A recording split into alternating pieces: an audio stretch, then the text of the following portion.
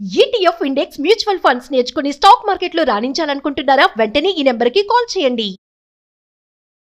నమస్తే, welcome to Suman TV. నేను విష్ణు. ప్రస్తుతంతో పాటు certified financial planner Ram Prasad గారు ఉన్నారు. వారితో మాట్లాడదాం. సార్ నమస్తే. రామ్ ప్రసాద్ గారు. నమస్తే విష్ణు గారు. రామ్ ప్రసాద్ గారు, ఇవాళ చాలా సింపుల్ టాపిక్తో వచ్చాను. చిట్టి కట్టడం మేళ, మ్యూచువల్ ఫండ్స్లో ఎస్ఐపి కట్టడం మేళ. చాలా సింపుల్ టాపిక్. మిమ్మల్ని పెద్దగా ఇబ్బంది పెట్టదలుచుకోలేదు. సో మీరేం చెప్తారు? చిట్టి వర్సెస్ సిస్టమాటిక్ ఇన్వెస్ట్మెంట్ ప్లాన్ రెండు మంచివే అండి. అసలు ఫైనాన్షియల్ ప్రొడక్ట్స్లో ఇది చెడ్డ ప్రొడక్ట్ అనేది లేదు. ఫస్ట్ ఆఫ్ ఆల్ ప్రతిట్లో ఒక రిస్క్ ఉంటుంది. చిట్టీలో ఉండే రిస్క్ చిట్టీలో ఉంటుంది, ఎస్ఐపిలో ఉండే రిస్క్ ఎస్ఐపి ఉంటుంది. సో అంటే ఎస్ఐపి అయితే రెగ్యులేటెడ్, సెబీ రెగ్యులేటెడ్ బాగుంటుంది అంటారు, కానీ అలా కాదు. చిట్ అనేది కూడా మేలే మన అవసరాల రీత్యా. చిట్ ఎవరికంటే ఇప్పుడు అనార్గనైజ్ సెక్టర్లో ఉంటారు, వాళ్ళకి బయట బ్యాంక్ లోన్స్ రావు కాబట్టి వాళ్ళకి చిట్టి కరెక్ట్.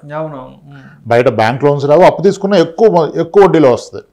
₹2 వడ్డీ, ₹3 వడ్డీ అంటారు. సో అటువంటి వాళ్ళు చిట్టి తీసుకోవడం కరెక్ట్. ఇంకోటి, చిట్టి టెన్యూర్ ఎంత ఉంటుంది? టిపికల్గా 20-25 నెలలు ఉంటుంది. 20-25 నెలలు పెట్టుబడి పెట్టి ఆ డబ్బు వాడుకోవాలంటే డెఫినెట్గా చిట్టీయే బెస్ట్. ఎస్ఐపి కరెక్ట్ కాదు. ఎందుకంటే మనం ఎప్పుడు ఎస్ఐపి మాట్లాడినా మోస్ట్లీ మాట్లాడేది ఈక్విటీ ఎస్ఐపి, ఈక్విటీ స్కీమ్స్లో. ఈక్విటీ స్కీమ్స్లో అవుట్కమ్ ఏముంటుంది అంటే 20-25 మంత్స్లో మేబీ నెగిటివ్ ఉండొచ్చు, పాజిటివ్ ఉండొచ్చు. వర్కౌట్ కాదు అసలు. 20% నెగిటివ్ కూడా ఉండొచ్చు. కానీ చిట్టీలో నెగిటివ్ ఉండదు కదా, 20 ఇయర్స్కి, 20 మంత్స్కి, 25 మంత్స్కి. కాబట్టి 20 నెలలు 25 నెలల్లో కనుక మీ అవసరం ఉంటే డెఫినెట్గా ఈక్విటీ మ్యూచువల్ ఫండ్ రైట్ కాదు. ఏదర్ లంసమ్ అయినా రైట్ కాదు, ఎస్ఐపి అయినా రైట్ కాదు. అంటే మంత్లీ పెట్టినా. ఇప్పుడు చిట్టి ఏంటంటే మంత్లీ పెట్టుకుంటాం. సో అనార్గనైజ్ సెక్టర్లో ఉన్న వాళ్ళు మంత్లీ వాళ్ళకి వచ్చిన ఇన్కమ్ రోజు పక్కన పెట్టేసుకుని ఆ చిట్టీలో కట్టుకుంటారు. ఆ వచ్చిన మొత్తంగా వచ్చిందని అక్కడ వరకు పెట్టుబడి పెట్టుకుంటారు. సో వాళ్ళ వరకు చిట్టీనే కరెక్ట్. ఇప్పుడు ఆర్గనైజ్ సెక్టర్లో ఉండి కూడా ఫైనాన్షియల్ ఇండిసిప్లిన్ వలన అప్పులు పాలైపోయిన వ్యక్తి ఇప్పుడు క్రెడిట్ కార్డు మీద మినిమం బ్యాలెన్స్లు కట్టేస్తున్నాడు. క్రెడిట్ కార్డు మినిమం బ్యాలెన్స్ అంటే ఆల్మోస్ట్ 45-50% యాన్యువల్ ఇంట్రెస్ట్ లాగేస్తాడు వాడు. ఇక ఇది మినిమం బ్యాలెన్స్ ఉంది కాబట్టి లోన్ ఏది రావట్లా, సిబిల్ పోయింది, తగ్గిపోయింది. అప్పుడు అతను కూడా చిట్టి కట్టచ్చు. ఎందుకు? చిట్టి కట్టి ముందుగా పాడుకుంటే మా అంటే మీరు ఒక 15%-18% ఇంట్రెస్ట్ కడతారు. కానీ ఈ చిట్టి కట్టి పాడుకున్న పైసల వలన మీరు 45% కడుతున్న క్రెడిట్ కార్డు క్లోజ్ చేయగలిగితే దట్ ఈస్ గుడ్. మీకు అర్థమైంది కదా లాజిక్? అప్పులు పాలైపోయిన వ్యక్తి, అధిక వడ్డీలు కడుతున్న వ్యక్తి, మీకు అవకాశం ఉంటే, ఎందుకంటే చిట్టీల్లో మీకు క్రెడిబిలిటీ, చిట్టి ఆర్గనైజర్ మీకు తెలిస్తే ఇస్తాడు, తెలియకపోతే షూట్ అడుగుతాడు. ఇక్కడ కూడా మా మాట అన్రిజిస్టర్డ్ చిట్టి. రిజిస్టర్డ్ చిట్టి అయితే మళ్ళీ మీకు ప్రాబ్లం, షూటీలు కావాలి. అన్రిజిస్టర్డ్ చిట్టి అయితే మిమ్మల్ని అమ్మితే ఇచ్చేస్తాడు. సో మీకు చిట్టి ఇవ్వగలిగిన వ్యక్తి ఉంటే కట్టుకోండి. అలానే రిస్క్ లేదా చిట్టీలు అంటే ఉండొచ్చు. ఏం రిస్క్? డిఫాల్ట్ అవుతుంది. ఆ చిట్టి అదే బిజినెస్ ఒకసారి అర్థం చేసుకోవాలి. చిట్టి ఏంటంటే బిజినెస్. ఒక 20 మంది గ్రూప్గా ఫామ్ అయినప్పుడు ఆ గ్రూప్లో ఎవరికైతే అవసరం ఉందో వాళ్ళు లాస్కు పాడుకుంటే వాళ్ళ లాస్ను అందరూ పంచుకుంటారు. అంతే కదా? ఒకటి అవసరాన్ని ఆసరాగా తీసుకుని అందరూ డబ్బులు పంచుకోవటమే చిట్టి. సరే, అలాగైనా ఒక అవసరానికి పనికి వస్తుంది కదా. ఆర్గనైజర్ ఒక 5% తీసుకుంటాడు. ఎవరైనా డెస్పరేట్గా ఉండే అవసరం వాళ్ళు పాడుకుంటే మీకు ఆ డిస్కౌంట్ అనేది అందరికీ వచ్చేస్తుంది. అదొకటి. ఇంకోటి ఫిక్స్డ్ చిట్టి ఉంటుంది. మీరు ముందుగా పాడుకుంటే పలానా వడ్డీ కడతారు, ఇంకా ఎవ్రీ మంత్ డ్రా తీస్తారు, ఎవరికొకరికి ఇస్తారు. అదే ఆప్షన్ అయితేనేమో పాట పాడతారు. సో చిట్టీలో ఏంటంటే ఒకళ్ళ అవసరాన్ని మనం అవకాశంగా వాడుకొని మనం తక్కువ కడతాం. చివరి దాకా ఉంటే మనకు ఒక 10-12% రిటర్న్ వస్తుంది. 10-12%, but that is guaranteed. That's guarantee return. మరి ఎస్ఐపిలో 20 నెలల్లో రాదు కదా, సమస్య లేదు అసలు. అంటే రావచ్చు, ఎక్కువ రావచ్చు, 20% కూడా రావచ్చు, కానీ వస్తాను గ్యారంటీ లేదు. ఇక్కడ గ్యారంటీ ఉంది చిట్టీలో. కానీ అనదర్ ప్రాబ్లం ఏంటంటే చిట్టీలో ఏమన్నా అటు ఇటు అయితే, అటు ఇటు ఎలా అవుతుందంటే, డిస్క్లైమర్ అది కూడా చెప్పాలి మనం. అటు ఇటు ఎందుకు అవుతుంది అంటే సింపుల్ అండి. ఒక ఆర్గనైజర్కి వచ్చేది 5% పర్ మంత్. ఆ చిట్టి అమౌంట్లో 5% ఆర్గనైజర్ తీసుకుంటాడు కదా. ఇప్పుడు 20 మంది ఉన్నారు. ఆ 20లో ఒక్కడు ఎగ్గొట్టాడు అనుకోండి, ఆర్గనైజర్ కమిషన్ మొత్తం ఫర్ ద చిట్టిపోయింది. సో అప్పుడు ప్రాబబ్లీ ఆయన మేనేజ్ చేస్తాడు. దాంట్లో ఇద్దరు ఎగ్గొడితే ఏం చేస్తాడు? ఆర్గనైజర్ చేతులు తెస్తాడు. That's the problem. Intentionally wrong చేసి ఆర్గనైజ్ కూడా ఉండొచ్చు, బట్ మోస్ట్లీ ఇలానే జరుగుతుంది. అంతా పైకి బాగానే కనపడుతుంది. ఒక 2-3 డిఫాల్ట్ చేస్తే ఆయన ఏం చేయగలడు? అది. కాబట్టి మీకు నమ్మకం ఉన్న వ్యక్తులు ఉన్నారు, ఎప్పటి నుంచి చేస్తున్నారు, వాళ్ళ అసెట్స్ ఉన్నాయి, ప్రాపర్టీస్ ఉన్నాయి, మీకు తెలుసు అంటే కట్టండి. కానీ మీరు కనుక అన్రిజిస్టర్డ్ చిట్టికి వెళ్తే వాళ్ళు మీ దగ్గర క్యాష్ తీసుకొని క్యాష్ ఇస్తారు కదా. ఇప్పుడు ఆ క్యాష్ నేను నా బిజినెస్లో వాడుకుంటా అంటే ఓకే, కానీ ఒక ట్యాక్స్ పేయర్ వెళ్ళి నేను చిట్టి కడతాను, నేను 30% ట్యాక్స్ కట్టాక ఈ డబ్బులు తీసుకుని చిట్టీలో కట్టి క్యాష్ తీసుకుంటే అది problem. That's not right. Okay, that's not right. చిట్టీలో రిస్క్ ఉంది, బట్ కొందరికి చిట్టీనే కరెక్ట్. అసలు 20 నెలలకైతే చిట్టి కరెక్ట్, అది రిజిస్టర్డ్ చిట్టి అయినా కరెక్టే. 20 monthsకి అట్లీస్ట్ అది 7-8 అయితే గ్యారంటీగా వస్తుంది కదా, ఇక్కడ రాదు కదా మనకి. సో కాబట్టి చిట్టీలు రాంగ్ అయితే కాదు.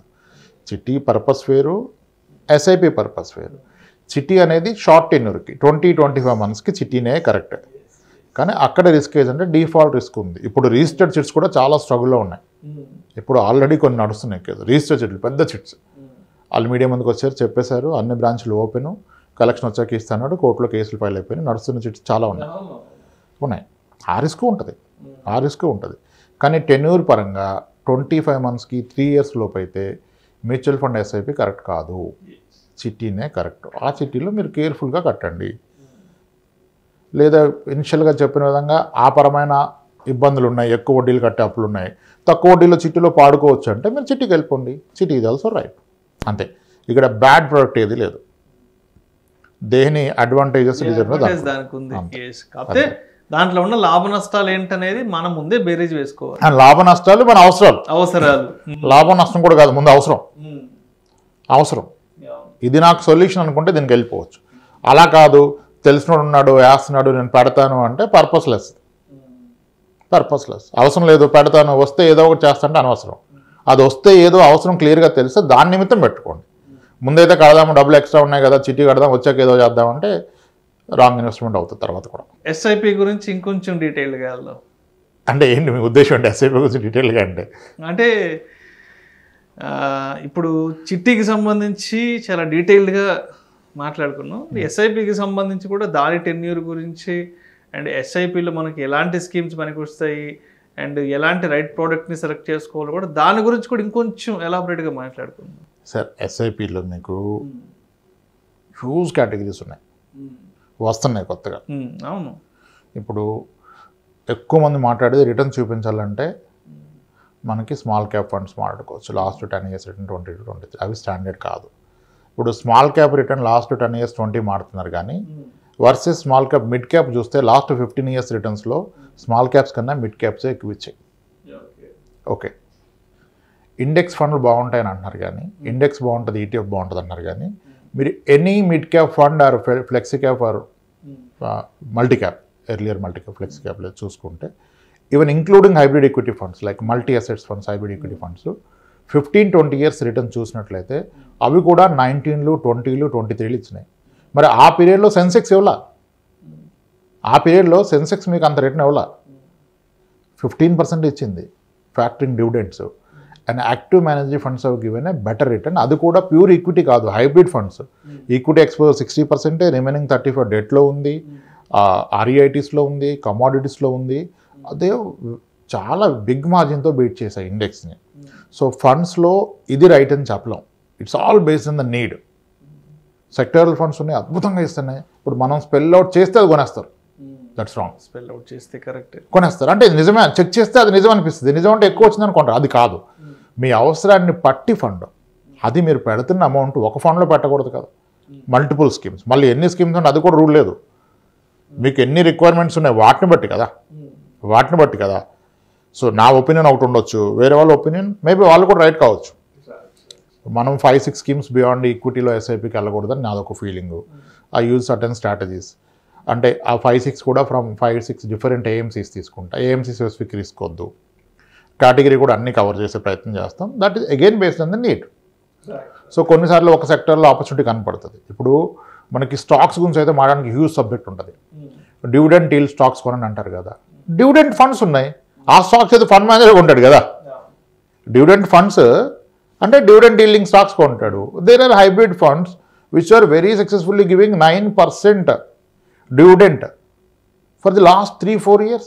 9% per year dividend, in spite that capital పెరిగింది, ఎన్ఏవి పెరిగింది. దేర్ ఆర్ ఫండ్స్, ప్రతి రిక్వైర్మెంట్ బట్టి ఫండ్స్. ఇప్పుడు ఎన్ని ఫండ్స్ ఉన్నాయి, ఎన్ని కేటగిరీస్ ఉన్నాయి, that is of no use కదా. నా అవసరానికి ఏ కేటగిరీ కరెక్ట్ అనేది ఇంపార్టెంట్. సో అయితే ఇప్పుడు మ్యూచువల్ ఫండ్ ఇన్వెస్ట్మెంట్స్లో అంటే మనం ఒక ఎస్ఐపి చేస్తున్నప్పుడు దాని మీద కంప్లీట్ రిటర్న్స్ తీసుకోవాలి అంటే కనీసం ఎన్ని సంవత్సరాల టెన్యూర్ మనం మినిమం స్టే చేయాలి అంటారు? I say 8 years. 8 years. 8 years. Equity mutual fund 8 years. Yes. It's not 3-4 years. Maybe ఉండొచ్చు ప్రాఫిట్ 3-4 yearsలో ఉండదని కాదు. 3 yearsలో డబ్బులు ఇచ్చిన ఫండ్స్ కూడా ఉన్నాయి. 1 yearలో 180% ఇచ్చిన ఫండ్ ఉంది, 300% ఇచ్చిన ఫండ్ ఉంది. ఆ ఫండ్స్ గురించి మాట్లాడడం కూడా తప్పే. ఇప్పుడు 1 yearలో ఒక స్థలం కొంటే 3 రెట్లు పెరిగిన స్థలాలు ఉండొచ్చు, సన్నగా డెవలప్మెంట్ వచ్చు. అలాగే ఫండ్ ఉండొచ్చు. ఈ రెండు కరెక్ట్ కాదు. ఎందుకంటే ఇదే రిటర్న్ మళ్ళీ రిపీట్ అవుతుంది కదా. 1 yearలో డబుల్ అయితే ఎవ్రీ ఇయర్ డబుల్ అవుతుందా? ఎవ్రీ ఇయర్ డబుల్ అయితే 5 లక్షలు పెట్టినట్టు కూడా అమ్మనే అవుతాడు. అలా కాదు. So it's all purely based on needs sir. జబ్బు తెలిస్తే మెడిసిన్ అంతే. ఏ మెడిసిన్ మంచిదని అనటం తప్పు. ముందు జబ్బు ఏదో కనుక్కోవాలి, దానికి ప్రాపర్ డయాగ్నోసిస్ చేయాలి, అప్పుడు మెడిసిన్ తీసుకోవాలి. కానీ ఏ మెడిసిన్ మంచిదని అంటే దేనికి మెడిసిన్?